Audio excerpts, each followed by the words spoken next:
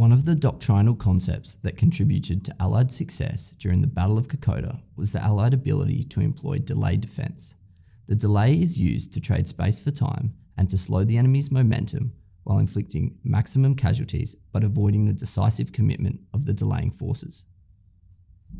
Two of the key factors that allowed the Australians to conduct an effective delay were their maintenance of contact with the enemy and orchestration.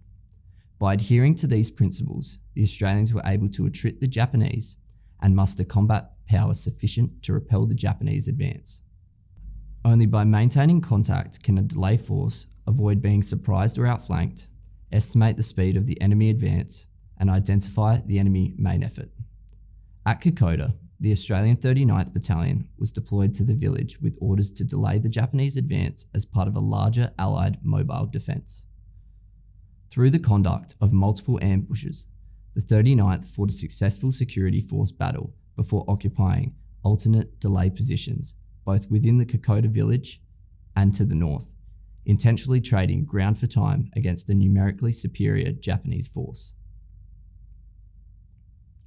The complex nature of the delay tasks demands a high level of cooperation and synchronisation.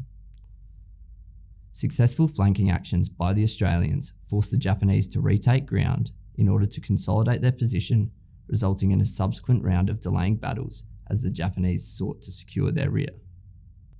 The numerically superior Japanese forced the withdrawal of the Australians from the village of Kokoda, but not before the Japanese commander was deceived into believing that he faced a much larger Australian force than was actually present. The orchestration of a clean break was made difficult by the overwhelming number of Japanese soldiers and the arduous condition in which the battle was fought.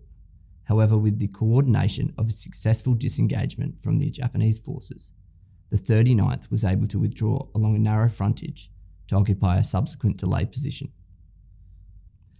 The action at Kokoda village was only the first of a series of delaying actions before the Allies were able to sufficiently amass forces to repel the Japanese advance.